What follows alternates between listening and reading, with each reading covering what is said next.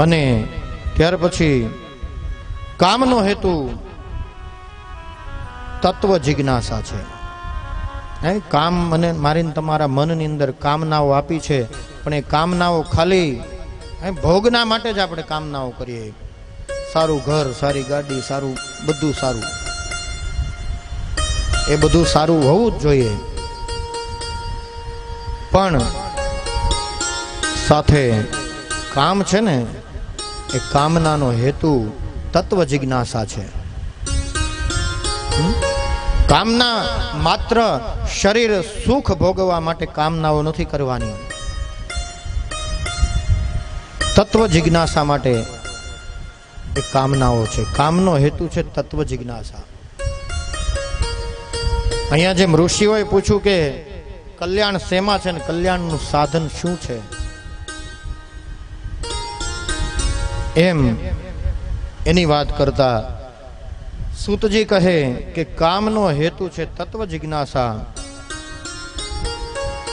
નહીં કે ઇન્દ્રિયનું સુખ.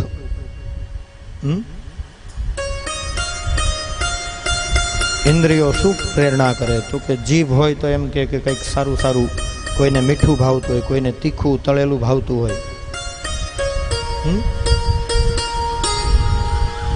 આંખને ગમતો હોય આંખ એના તરફ લઈ જાય, કાનને ગમતો હોય કાન એના તરફ લઈ જાય. તો ઇન્દ્રિય સુખ માત્ર એ વિષય ભોગ માટે કામ નથી. કામ છે તત્વને જાણવા માટે, તત્વને જાણવાની જિજ્ઞાસા માટે કામ છે. કામનો અર્થ એ છે. અને એ જ તત્વને, કયું તત્વ જેની જિજ્ઞાસા કરવી જોઈએ, એ તત્વને કોઈ બ્રહ્મ કહે, કોઈ ઈશ્વર કહે, કોઈ પરમાત્મા કહે, કોઈ આત્મા કહે, એને જાણવાનું છે આ શું છે. અને એ જાણવાનો પ્રયત્ન કરીએ. આ જાણવાનો પ્રયત્ન કરતા કરતા ભગવાનનું ચિંતન કરવું જોઈએ. તો ધીમે ધીમે મને એવું લાગે છે કે થોડા સમયમાં આપણે થોડો ઘણા તો જાણી શકીએ કે આ તત્વ કયું છે ને શું છે.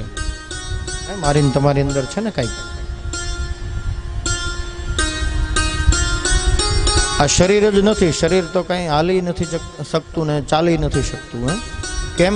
તો કે એમાંથી જીવ વયો જાય પછી હાલી ચાલે ન હાલે, ન ચાલે ન હાલે ન બોલે ન ડોલે. આ બધું હાલવું, ચાલવું, બોલવું ને ડોલવું, આપણે ભજન આવે એટલે ઊભા થઈને નાચીએ, પણ એ મારા ને તમારા અંદર ચેતના છે ત્યાં સુધી. અંદરથી તત્વ જેવું જાય એવું શરીર જડવત બની જાય. પછી એને હાથ આમ હોય ને તો એ હાથે આપણે લઈને આમ મૂકવો પડે. પગ બી વાંકો હોય તો આમ સીધો કરવો પડે.